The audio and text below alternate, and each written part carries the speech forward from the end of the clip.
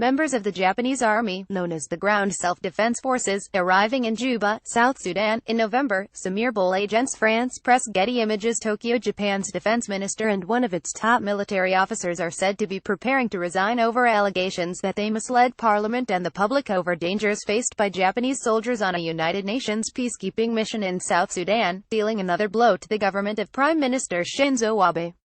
Controversy over official accounts of the mission, which Japan ended in May, has weakened Mr. Abe's government, contributing to plunging approval ratings and undercutting the Prime Minister's efforts to loosen decades-old legal constraints on the military.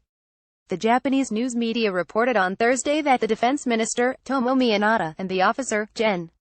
Toshiya Okabe, chief of staff of the Ground Self-Defense Forces, as the Japanese army is known, had informed colleagues and superiors of their intention to step down.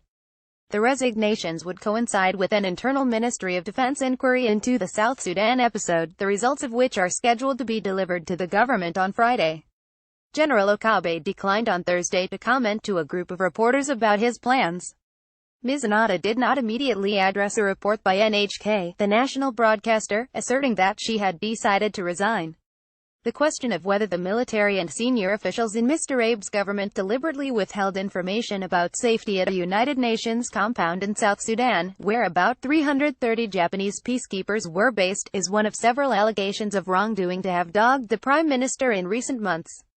Support for the administration has dropped to about one-third of voters, according to multiple newspaper surveys. Mr. Abe has also been hurt by accusations of favoritism toward friends and conservative sympathizers. Two of those sympathizers, a married couple who managed a right-wing educational foundation in Osaka, were questioned by prosecutors on Thursday over accusations that they illegally obtained financial aid from the government.